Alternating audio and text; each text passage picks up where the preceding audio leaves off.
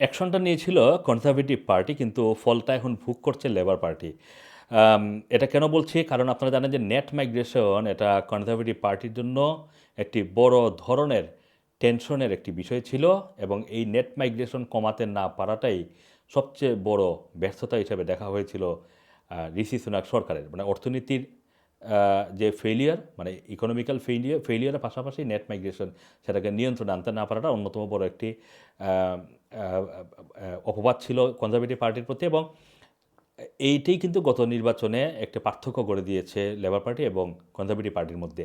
কিন্তু সর্বশেষ যে পরিসংখ্যানটি এসেছে, যেই পরিসংখ্যানটি 2024-এর জুন পর্যন্ত, ঠিক নির্বাচনের সময় পর্যন্ত, সেই হিসাবে 20% কমেছে ব্রিটেনের নেট মাইগ্রেশন। এটা খুবই ইন্টারেস্টিং কিন্তু। এবং যারা আজকেই এই যে ন্যাশনাল স্ট্যাটিস্টিক্স যেটা বলছে, যে অফিস ফর ন্যাশনাল স্ট্যাটিস্টিক্স মানে জাতীয় পরিসংখ্যান ব্যুরো যেটা বলছে যে 20% কমেছে ব্রিটেনের নেট মাইগ্রেশন, এবং এটা বলছে যে 2023-এর জুনে পর্যন্ত যেটা ছিল 9,06,000, এবং জুনের 2024 সাল পর্যন্ত, মানে এই বছর, সেটা নেমে এসেছে 7,28,000-এ। এবং এটি কিন্তু আসলে লেবার পার্টির সরকারের কেরিশমা না।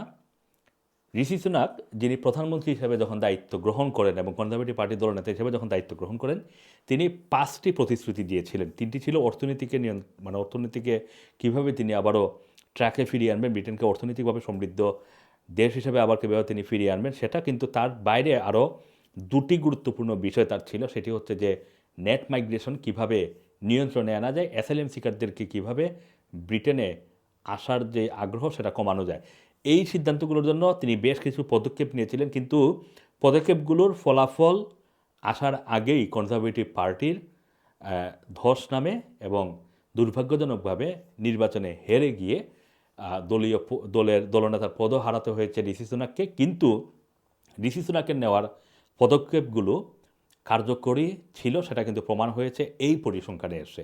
2024 সালে এসে নেট মাইগ্রেশন 9,06,000 থেকে নেমে 7,28,000-এ চলে এসেছে। শুধু এটাই নয়, এই সময়ের মধ্যে ব্রিটেনের যে মানুষ ঢুকেছেন সেই ঢুকার পরিমাণও কিন্তু কমেছে। আবার ব্রিটেন থেকে যে মানুষ চলে যাওয়ার যেই হার, ইউরোপিয়ান ন্যাশনালস বলেন, ব্রিটিশ নাগরিক বলেন, অথবা নন ইউরোপিয়ান ন্যাশনালস বলেন, তাদের যে বেরিয়ে যাওয়ার হার সেটাও কিন্তু বেড়েছে। সুতরাং সব কিছু মিলে নেট মাইগ্রেশনে একটি বড় ধরনের পরিবর্তন এসেছে এখানে।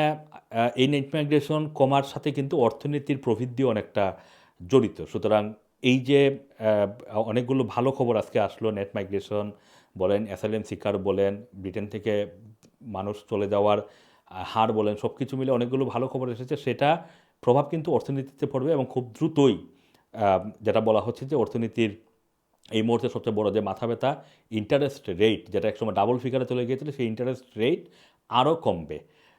এই মুহূর্তে 4.75 আছে, 7.5 থেকে হয়তো এটা 4.50-তে নেমে আসার সম্ভাবনার কথা অনেকেই বলছেন। তবে আগামী জানুয়ারি পর্যন্ত অপেক্ষা করতে হবে এই ইন্টারেস্ট রেট নামার জন্য, এবং তখন হয়তো মর্টগেজ রেট অনেক নেমে আসবে।